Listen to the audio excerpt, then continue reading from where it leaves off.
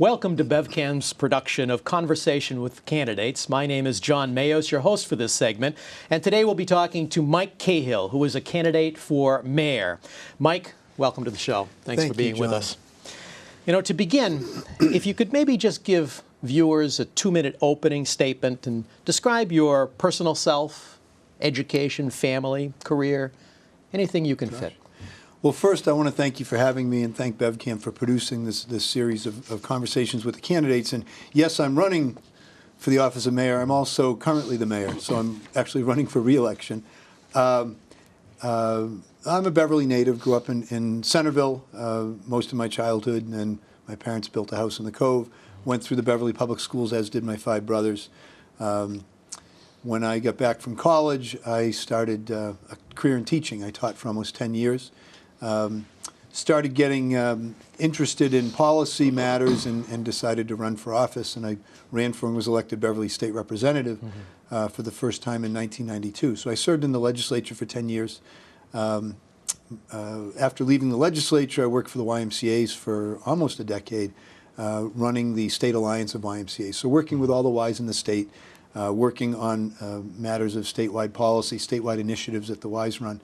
One of the good things about that, other than it was a great job and it felt great to get up and go to work every day, really making a difference and helping people, was that I was able to keep all my relationships very current and vibrant in and around state government and local governments, which has helped since I took office back in January a year and a half ago. I guess it's almost 2 years ago now.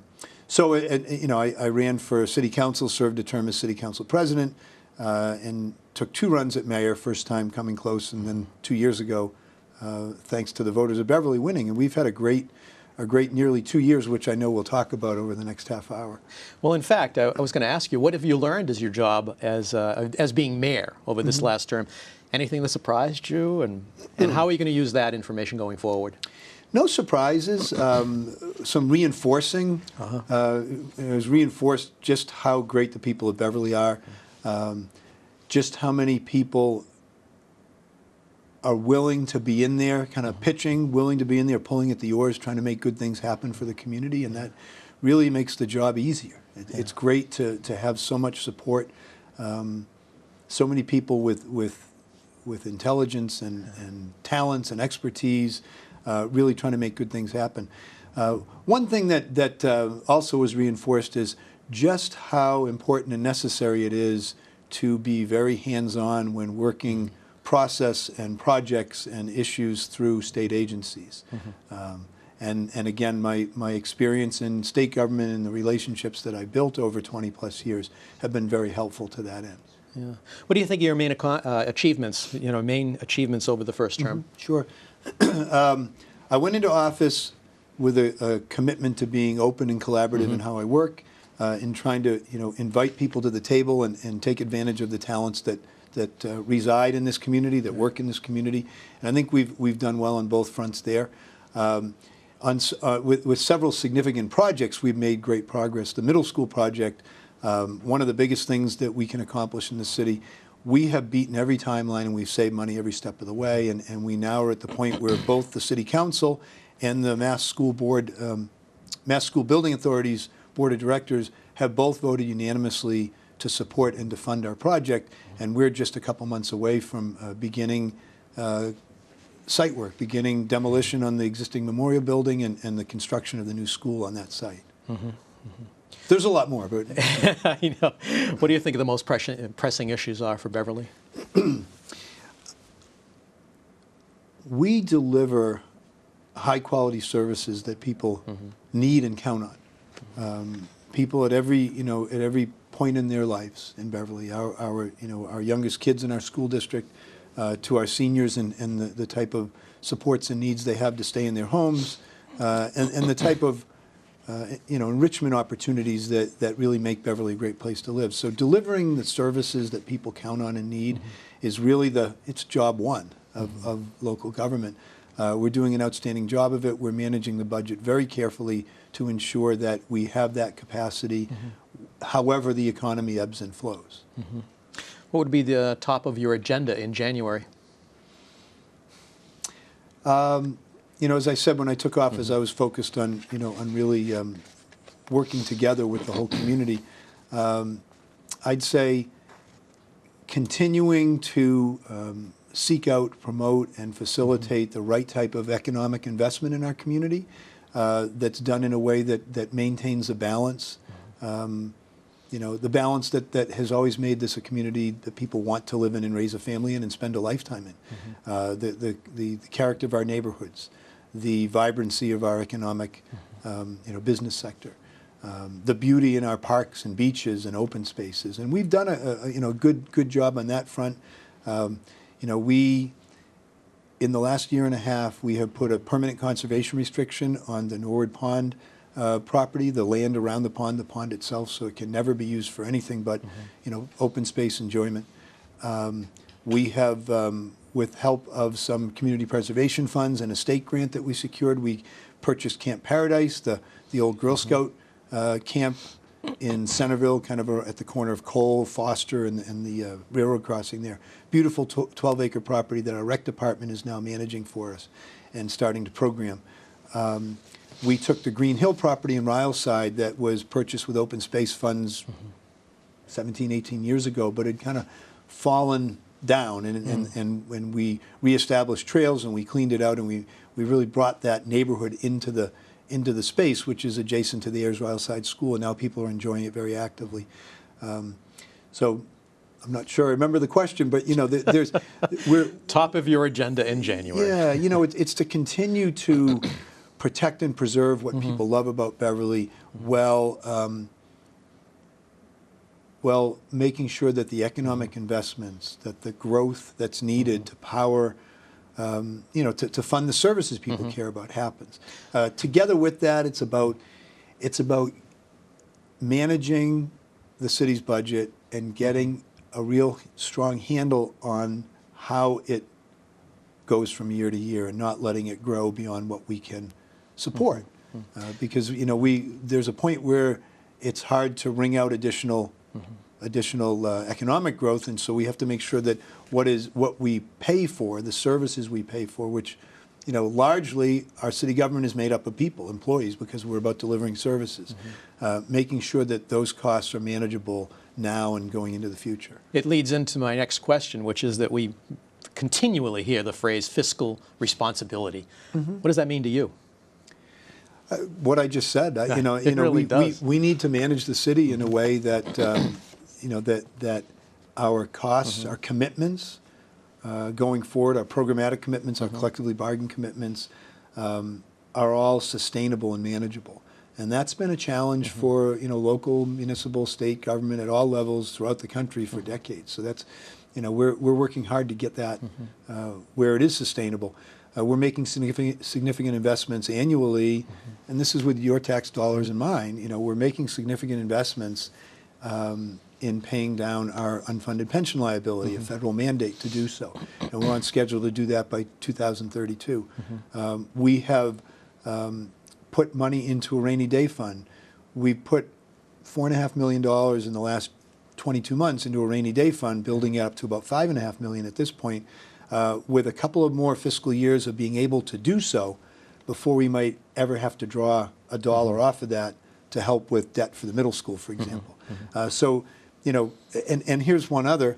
When I stepped into office, one of the things we found very quickly was that Beverly had unpaid back property taxes going back, and still does, going back 20, 25 years.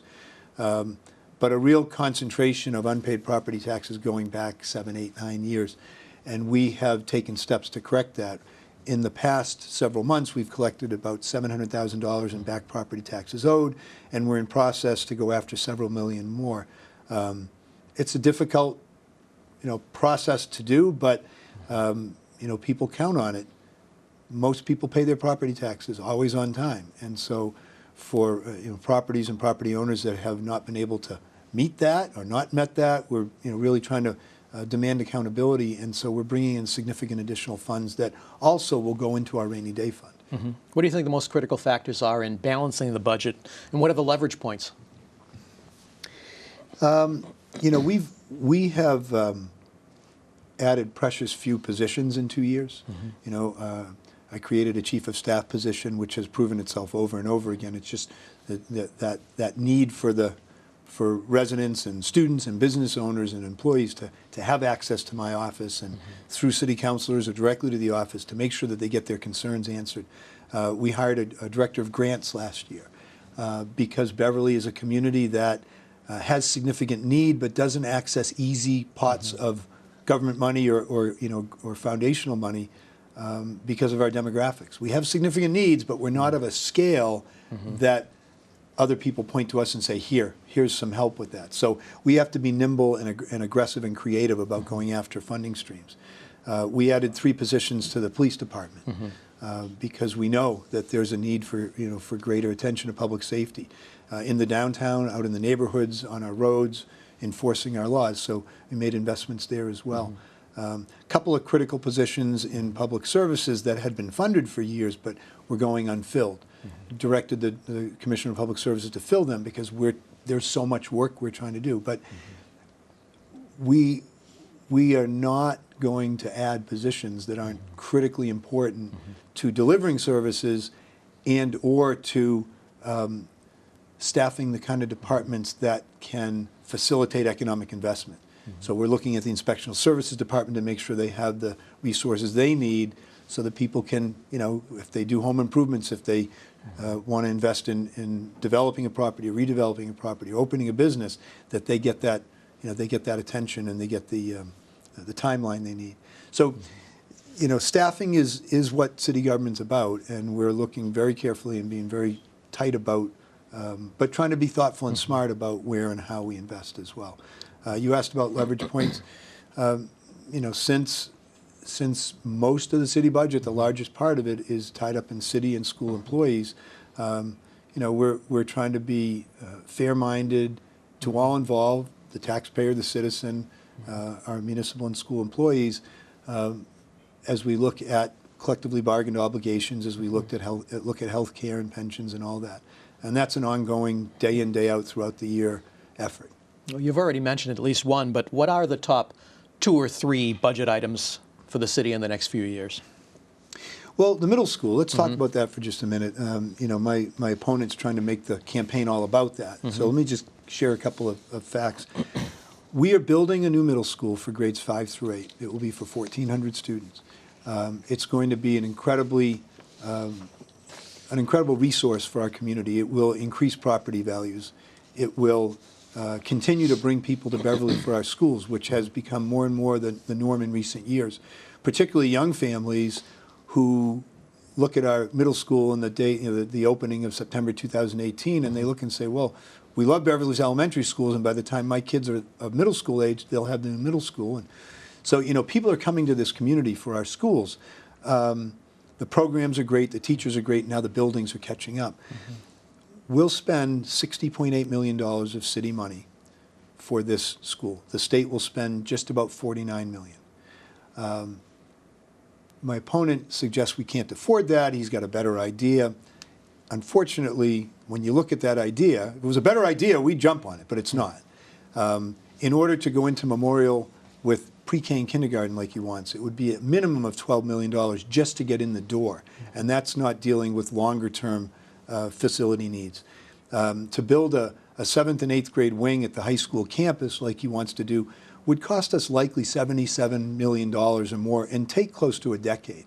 And of that, and that's if we went through MSBA and got reimbursements, in which case we'd spend about $45 million. So you have that 44 million, call it, and 12 million, and you're up to 56. And now what you've done is you've built a building at the high school here for 7th and 8th graders and all the associated parking, and you've decimated the playing field. So now you've got to go build new playing fields off-site, and there's a cost there. Now you're going to be in Briscoe for, instead of the next 3 years or 2.5 years, you're going to be in Briscoe for 7, 8, 9 years, and we've got to make significant investments in the infrastructure of Briscoe to be able to stay there. Not to mention that we're all in agreement that while Briscoe has served the city well for nearly 100 years, it's time. It's time. And keeping kids in Briscoe for nearly another decade just wouldn't work for our community.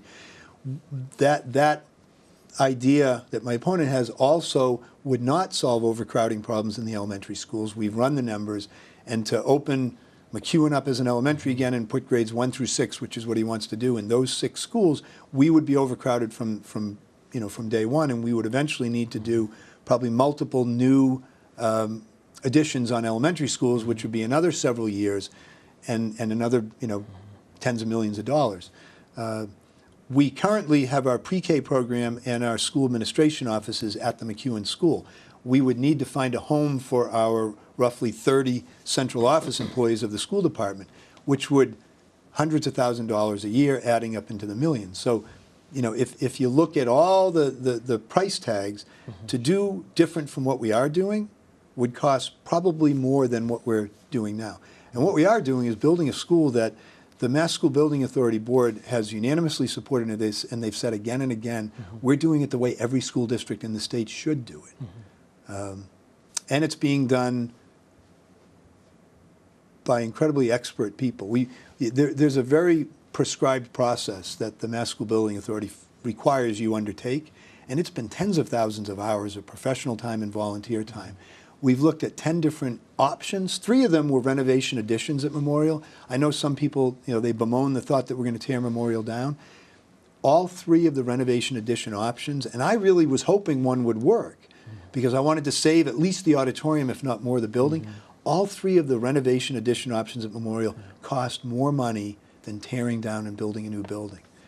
So that was the end of that conversation. Anyway, I should give you a chance to talk. No, you're doing fine. I did want to talk about the pilot program, though. What are your views on pilot, which, of course, is payment in lieu of taxes for some of the nonprofit organizations in Beverly?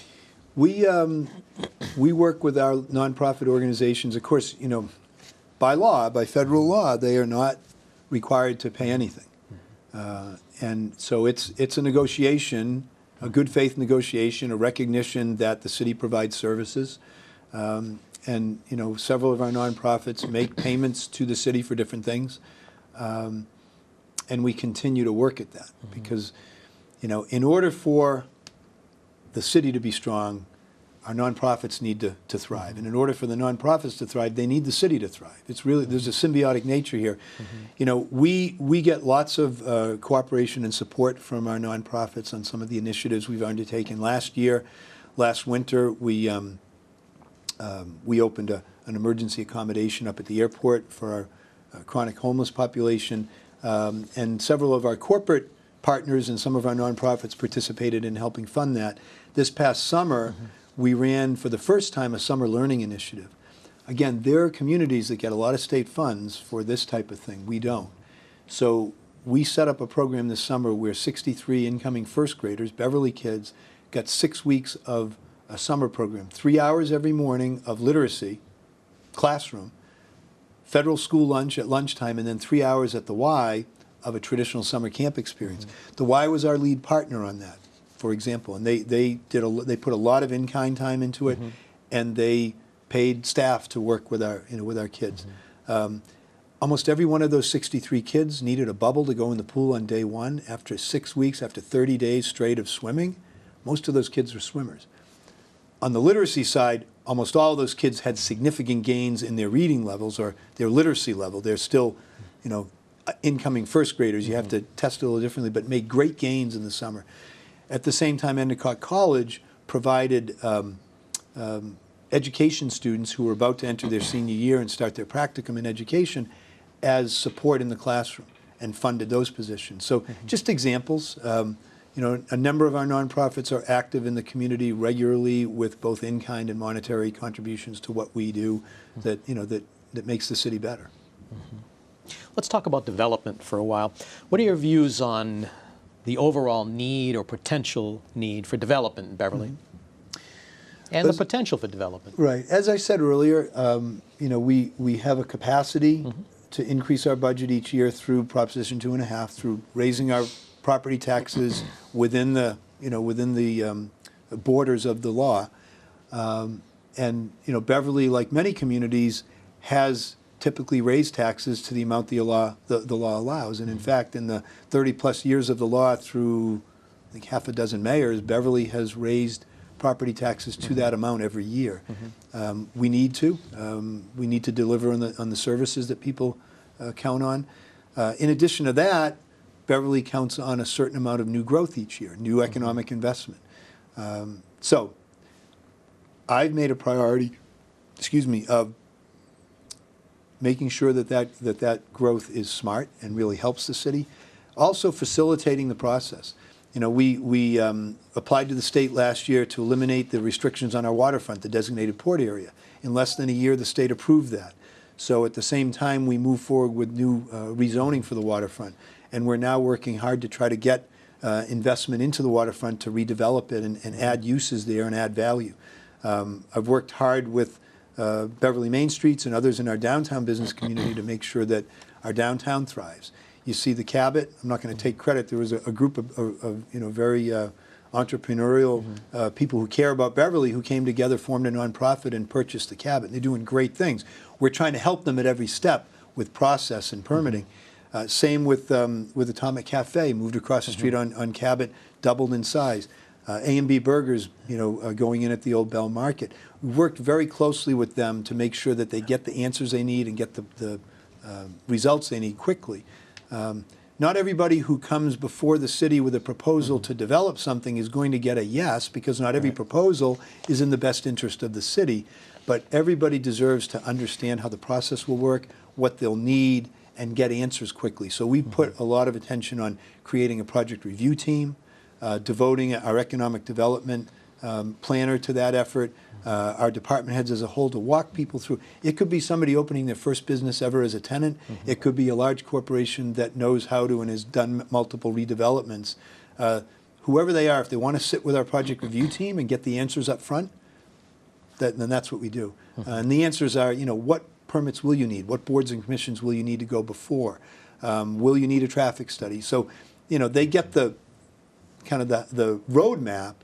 They're not guaranteed yeses because, again, that's a community decision. Some are made in my office, some are made by boards and commissions, some are made by the city council. There's community input.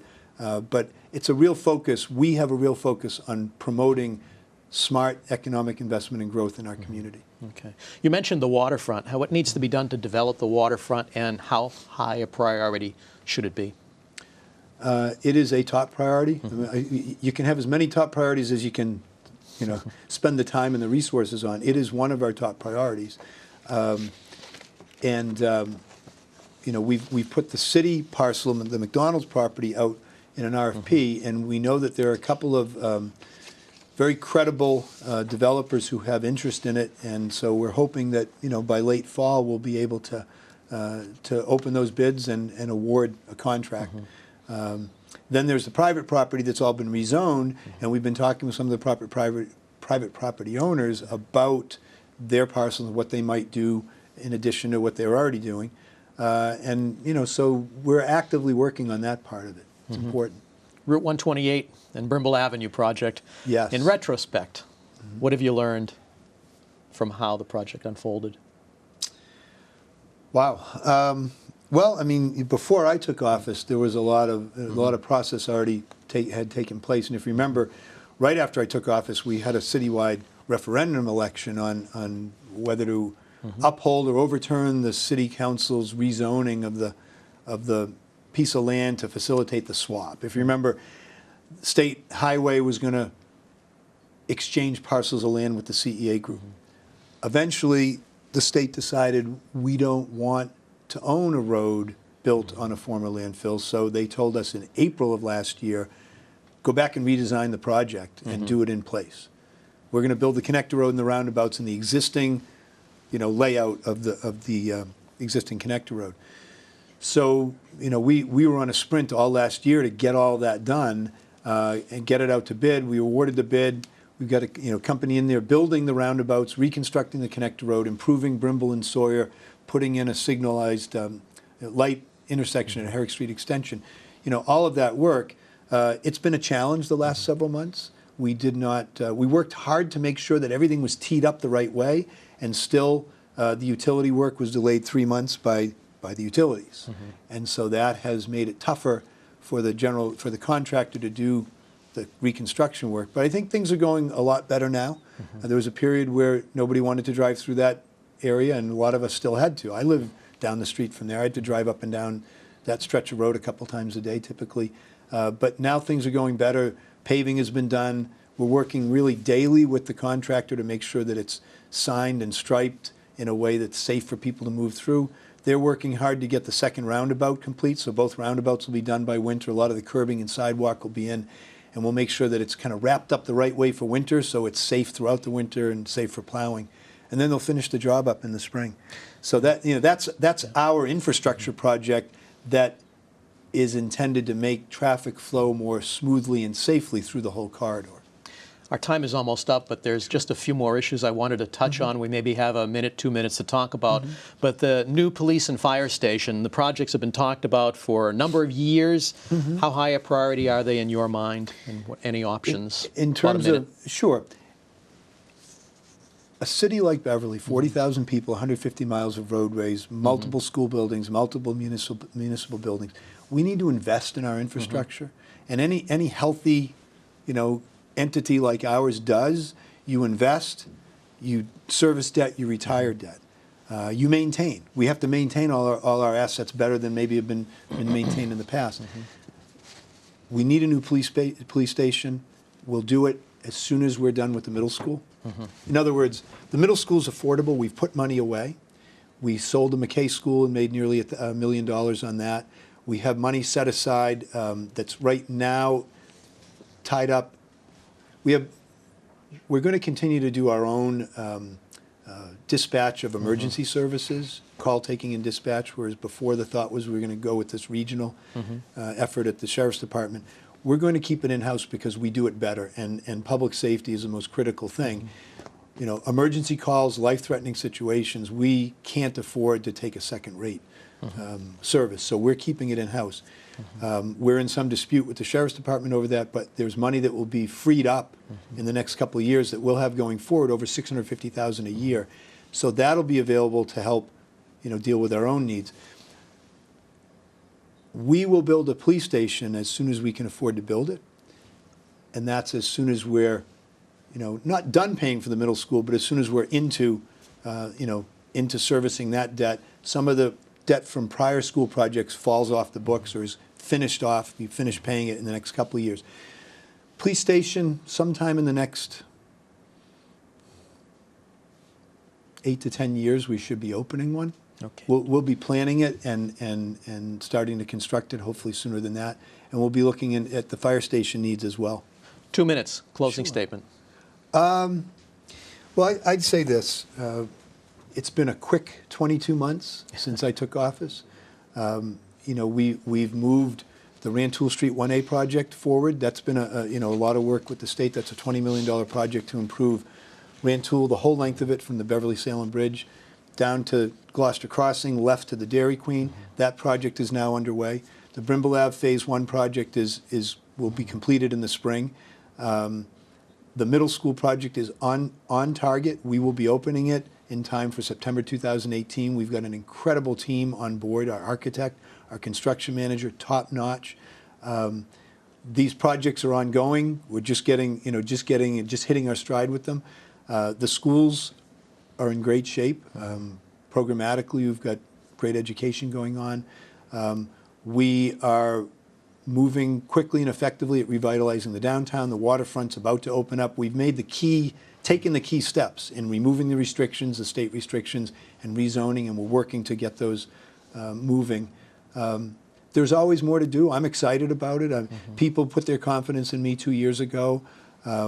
We've tried to listen, tried to be responsive, tried to engage the public every way that they want to be engaged. We have delivered on some things in addition to what I just said. When I ran for mayor twice, I heard a lot about the conditions of roads and sidewalks. I heard a lot about the lack of quality bathrooms at Lynch Park, Dane Street, and Aubert. We've got a new bathhouse at Lynch Park, new bathrooms inside the existing facility at Dane Street, a new bathhouse at Aubert. We're improving roads and sidewalks all over the city, and we're doing it in a way that's sustainable. I tell you, I can't wait to be at Lynch Park again for the summer. I'm excited for it. It's about all the time we have, and I'd truly like to thank you. John, I want to make sure I ask people to vote for me. The election's in just a couple weeks, Tuesday, November 3rd, and I'd be grateful and appreciative and humbled by continued support of the Beverly voters. We'd like to thank our guest, Mike Cahill, who's running for mayor of the city of Beverly. Thank you very much for joining us. Thanks, My John. name is John Maihos, and on behalf of BevCam, thanks for joining us.